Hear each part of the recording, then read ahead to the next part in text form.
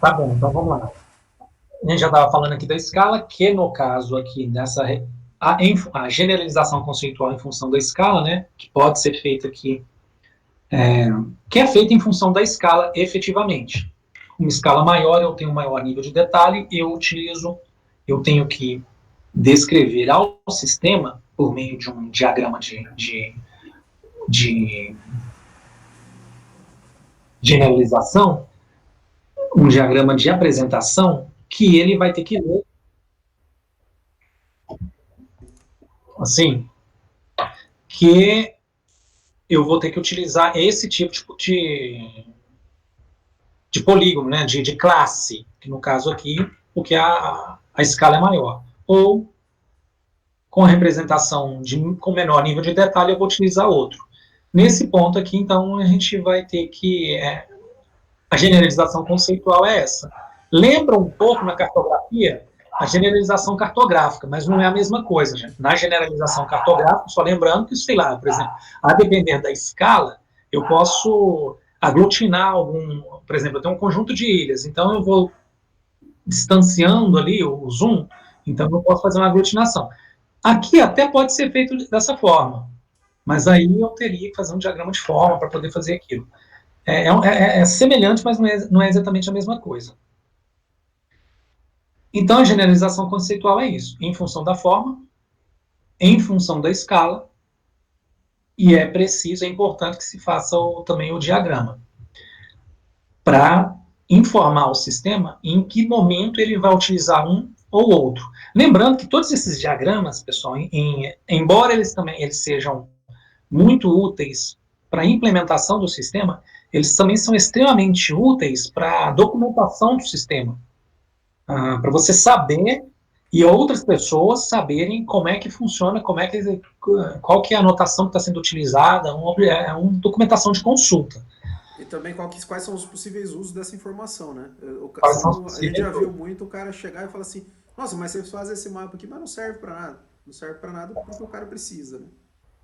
Sim, não. É. Olha, em alguns casos a documentação assim Se não talvez tiver uma das partes mais documentação, importantes. inviabiliza o dado, você inviabiliza.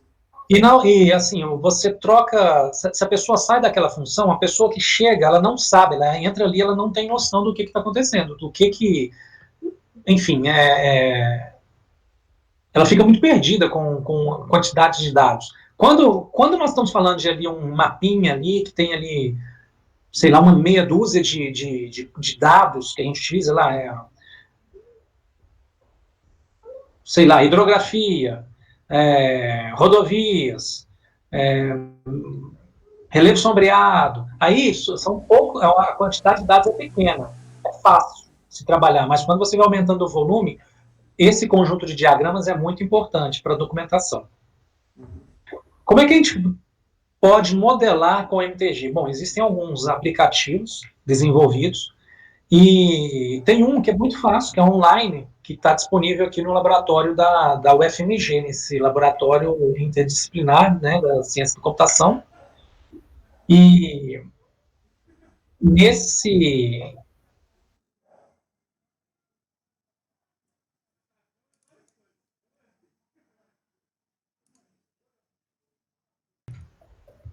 Então, põe lá. Tem entre os aplicativos disponíveis para se fazer, tem alguns aplicativos que você pode instalar, mas tem um que é online, que você encontra aqui nesse ambiente do Laboratório Interdisciplinar da Ciência da Computação, que é na UFMG, que eles têm o modelo AMTG. E é bem interessante, você pode fazer a modelagem de classes online. Você tem também, nesse site também tem uma série de documentação, né, que você acessa aqui, esse site do Clodovil Davis aqui, que é muito bom, tem um ótimo material, ele tem alguns vídeos dele também que são muito bons. Fica a dica aí para acessar aqui o site dele. Bom, e aqui temos aqui o ambiente de modelagem em si, que é online. Por exemplo, vamos modelar aqui uma classe simples, né? Uma classe não espacial. Por exemplo, vamos colocar aqui uma pessoa. Essa classe é convencional, nós vamos modelar uma pessoa. Essa pessoa tem, por exemplo, uma profissão, o atributo dessa pessoa.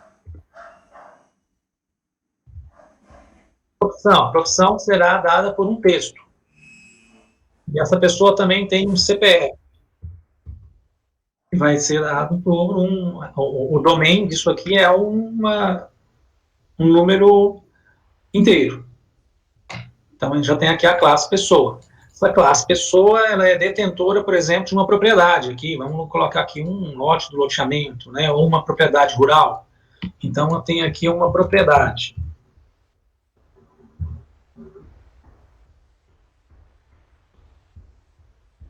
Essa propriedade será representada por um polígono. E essa propriedade terá uma matrícula junto à prefeitura. E vários outros atributos ali. Então, qualquer relação entre, por exemplo, agora eu posso pensar em fazer a relação aqui, se propriedade é essa pessoa. Em relação de associação, pode ser. Então, eu clico aqui, aliás, necessariamente vai ter que ser, né, ali, uma relação entre uma propriedade e a pessoa. Pessoas podem ter várias propriedades, então eu tenho que estabelecer ali a relações de cardinalidade, né? Então, a pessoa, ela possui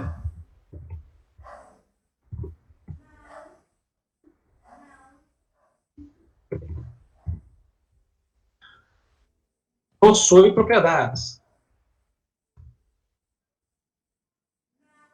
Está errado aqui, eu coloquei a anotação errada, vou clicar aqui, porque não é a propriedade que possui pessoa, né?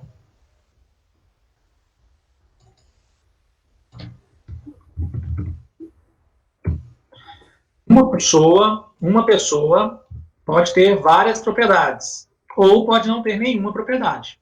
Então, essa aqui é uma relação que não, uma relação não espacial.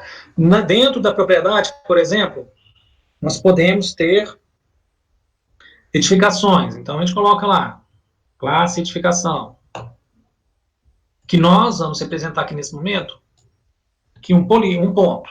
Então, eu tenho aqui edificação. Esse ponto polígono ele exporta para o Oracle, o PostGIS ali, já com os tipos das colunas. Sim, nós vamos tentar Processado no fazer tipo isso. G1. Uhum, tá. Nós vamos tentar fazer isso aqui, Leandro. Por exemplo, tem uma área. Então, eu carreguei isso aqui. Mas, Leandro, pode ser que, a depender do meu mapa, eu resolva estabelecer que essa edificação não será representada somente por um ponto. Ela pode ser representada também por um polígono. Então, eu posso vir aqui e colocar aqui também edificação, num outro tipo de representação. Tá. Então, vou colocar aqui edificação também. Ele não vai deixar carregar porque é o mesmo nome, então eu vou colocar aqui edificação 1 aqui, ou o REP, Uhum. qualquer edificação 1. 2, E né, no você caso. pode já fazer esse key aí, você já pode fazer a chave, ligar, fazer o relacionamento dele aí mesmo. Exatamente, observe aqui como é que nós vamos fazer. Então aqui, eu estou vendo aqui algumas classes, né, e aqui tem todas as classes do universo AMTG, né. Sim. Tem aqui ponto, tesselação, aquelas primitivas que a gente descreveu anteriormente.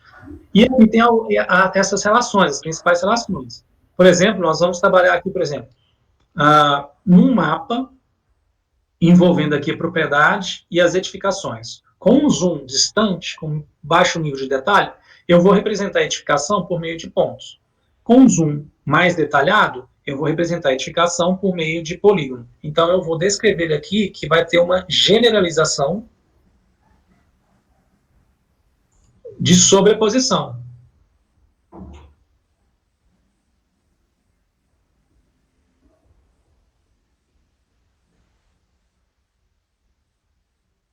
Tá aqui.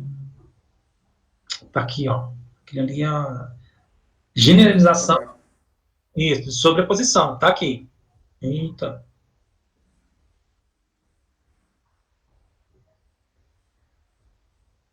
Não é do ponto pro polígono que você tem que puxar?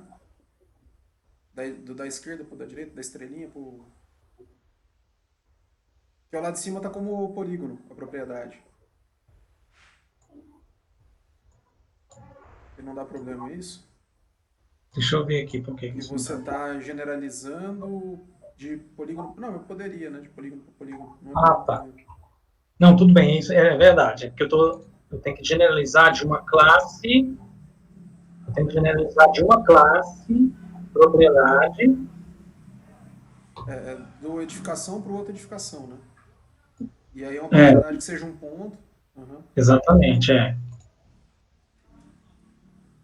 Então tem que colocar aqui edificação, classe edificação, né?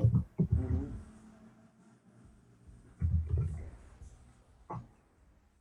E aí essa classe vai estar ligada à propriedade, né? Isso. E a gente vai fazer essa generalização aqui,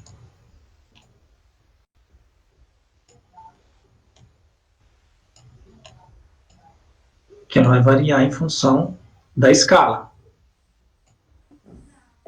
Na verdade, nem foi isso que eu achei que era, não. Eu achei que era para ir do ponto para a linha, mas era isso.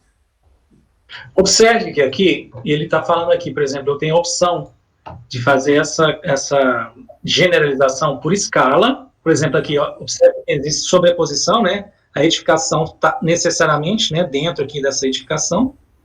E eu tenho a opção, nessa relação, de estabelecer qual que é o tipo de generalização, se é por Se é escala forma ou ou... se é por forma.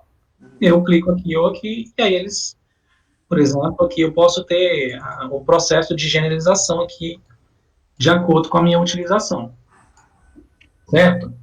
Podemos também fazer aqui, bom, e aí existem os processos de generalização, né, na verdade, as relações, né, e aí o processo de modelagem é esse, você estabelece relação é, entre objetos que são espaciais. Por exemplo, eu não consigo estabelecer uma relação entre um objeto não espacial, uma relação espacial entre um objeto não espacial e um espacial. Por exemplo, vamos colocar aqui, eu não consigo fazer uma relação espacial entre uma pessoa e a edificação. Não consigo fazer essa relação, porque é espacial. Mas eu consigo estabelecer uma relação simples. Desde que, e agora depois eu tenho que colocar aqui as chaves, enfim. O processo de modelagem, ele pode ser feito aqui. E um dado interessante, uma forma interessante nesse aplicativo aqui, né, é que a gente consegue exportar isso aqui, por exemplo, para o Postgres ou para o Oracle SQL. Tem duas formas aqui. Então, se você no processo que você está trabalhando aqui, você vai exportar para lá, você faz a modelagem lá do jeito que você quer e coloca aqui, por exemplo, exportar para PostGIS. Então, ele já exportou aqui. Tá? Dá Tá. para ver. Eu Já vou abrir exportou aqui. outras. Uhum. Isso. Aí ele abre um. Ele vai gerar um SQL. Vai Vai gerar um. criar uma sequência de tabela, alguma coisa. Isso, vamos ver esse aqui. Tá. Ó, create table, propriedade, né? Vamos Uhum. comparar com o que está acontecendo aqui. Então ele já partiu aqui desse modelo aqui no ambiente, né, conceitual que a gente está trabalhando aqui, bem bobinho aqui ainda, Uhum. e ele já cria o processo para o ambiente lá de implementação. Então, create table da propriedade, E ele criou índice como espacial sem você ter citado lá, né? Ele, por padrão, já cria. exatamente. E ele já criou o índice espacial da propriedade, criou a tabela de edificação. Então, assim, efetivamente, observe, já atribuiu aqui uma chave, já estabeleceu aqui uma relação, né, que a pessoa possui propriedade, adicionando aqui Então, assim, esse processo aqui, o aplicativo facilita bastante a modelagem do processo, né, e facilita a criação das tabelas, né, sem falar também que, para mim, uma das grandes vantagens, assim, demais é você poder documentar o procedimento. Sim, sim. Você já faz o diagrama e já faz a origem daquilo, né? Exatamente, você passa a ter a documentação, que é importante. E basicamente é isso, né, que eu queria deixar aqui. Tá. É essa dica, né, do processo de modelagem. Obviamente que existem muito mais coisas envolvidas. Isso aqui não bem simples mesmo. E aqui tem um conjunto de referências que eu acho que é bem interessante das pessoas buscarem, que, por exemplo, aqui, né, o pessoal do FMG é muito bom nesse processo do MTG, na verdade, eles aqui apresentaram principalmente isso aí, me parece que alguns estudos lá da UFMG, e tem os manuais, eles têm os manuais, no INPE também tem o livro de banco de dados, né, que é disponível, inclusive, basta acessar aí o site. Eu recomendo também ler essas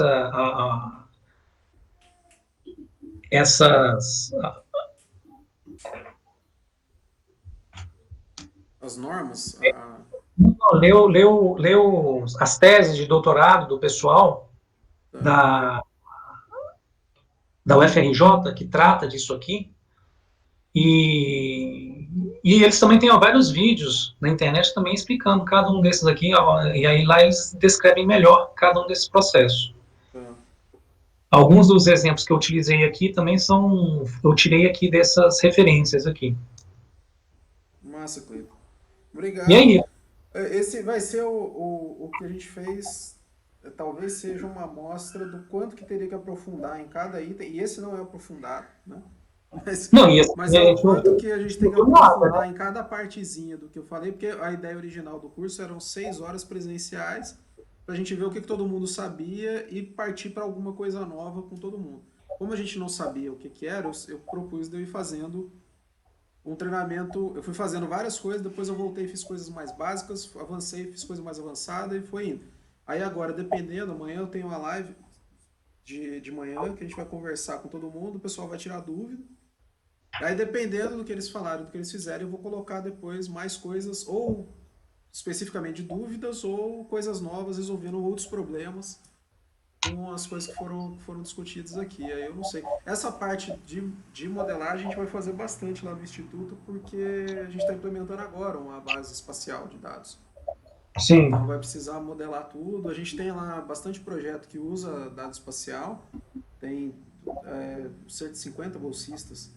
Pessoal, tudo, maioria com doutorado e tal.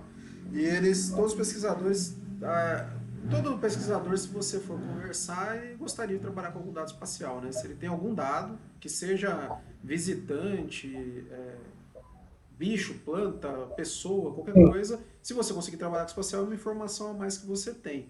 Então todo mundo É, lá gosta dessa ideia, só que a gente tem que começar também a integrar um com o outro. Para integrar, o que eu estou propondo lá é da gente ter banco de dados único espacial de tudo, e a gente aproveita esse banco de dados espacial para ter um banco de dados documental também, né? Você coloca, modela todos os dados espaciais ou não, e aí tudo que você for fazer de um projeto vai ter lá um esquema de banco, um subbanco, com os dados daquele projeto. Então tem todas as pessoas que participaram, você tem todas as informações que foram coletadas, tudo, e vai colocando em banco de dados, porque a gente tem uma tendência a colocar no ferramenta que a gente conhece. Na maioria das vezes vai ser planilha, foto, não sei o que, e fica tudo perdido, porque cada projeto tem o seu, fica um lotinho lá, um é, bloco, não fica documentado e ninguém mais nunca acessa, não que eu não queira, mas porque na hora que acessa, primeiro você tem que ter um ano de adaptação para entender como é que foi guardado, para depois você começar a usar Leandro, ou não. a importância disso é o seguinte, como a gente comentou aí algum tempo atrás, que o, a desvantagem do banco de dados em si é que poucas pessoas sabem trabalhar. E aí é a grande vantagem do Shape, né? Que todo mundo pega o Sim. Shape, joga dentro e consegue trabalhar com ele. O problema é quando o volume de dados começa a aumentar. E a atualização daquele shape, como é que fica, e quando você começa a colocar funções, quando aquele dado precisa ter uma relação com outro dado para gerar um terceiro tipo de informação. Aí o shape já começa, já não tem É, mais condição de você pela trabalhar. experiência com o CAR, com o cadastro lá, no Serviço Florestal, o que aconteceu, você pegou muito lá o cadastro floresta, né? Depois com o CAR, chega nesse nível que você não consegue mais trabalhar convencionalmente, você tem que usar banco de Não dados. dá mais.